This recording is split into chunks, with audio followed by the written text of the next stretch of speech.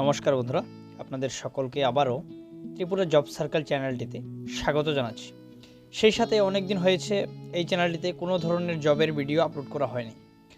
আজ থেকে আপনারা প্রতি সপ্তাহে একটি করে জবের ভিডিও পাবেন।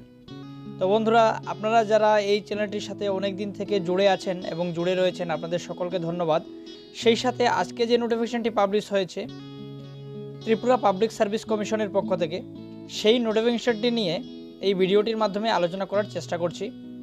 আপনারা এই চ্যানেলটির সাথে জুড়ে থাকুন এবং নেক্সট জবের আপডেটগুলো পাওয়ার জন্য এই চ্যানেলটাকে সাবস্ক্রাইব করে পাশে থাকা বেল আইকনটিকে প্রেস করে রাখুন, যাতে কোনো ধরনের জব নোটিফিকেশন মিস না হয়।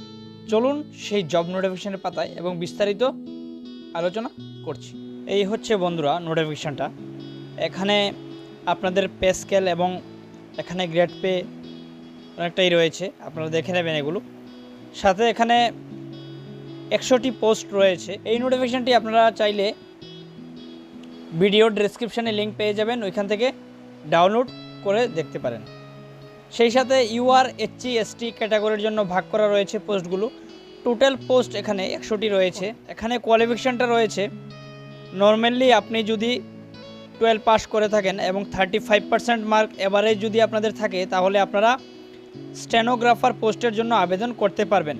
নতুবা আপনারা যদি মাধ্যমিক পাস করে থাকেন এবং সাথে আপনাদের আইটিআই উইথ 35% মার্ক এভারেজ থাকে, আপনারা কিন্তু আবেদন করতে পারবেন। এগুলো আপনারা দেখে নেবেন যে এডুকেশন অ্যান্ড কোয়ালিফিকেশানটা কী রয়েছে। সাথে এখানে আপনাদের এজ লিমিটটা রয়েছে 18 থেকে 40 বছর। এজটা কাউন্ট করা হবে 23/9/2025 উপর। সাথে এখানে আপনাদের লাস্ট ডেট অফ সাবমিশন 23/9/2025 5:30 পর্যন্ত আপনারা আবেদন করতে পারবেন। এখানে বিস্তারিত রয়েছে, আপনারা দেখে নেবেন। আপনাদের এক্সাম হবে 250 মার্কস, আপনারা এগুলো দেখে নেবেন। বিস্তারিত রয়েছে এই নোটিফিকেশনটা। আপনারা চাইলে ভিডিও ডেসক্রিপশানে আপনারা লিঙ্ক পেয়ে যাবেন, ওইখান থেকে আপনারা নোটিফিকেশনটা ডাউনলোড করতে পারবেন। প্রতি সপ্তাহে আপনারা একটি করে ভিডিও পাবেন। এই চ্যানেলটির সাথে জুড়ে থাকুন এবং আপনারা যারা এই চ্যানেলটির সাথে জুড়ে আছেন, আপনাদেরকে অসংখ্য ধন্যবাদ।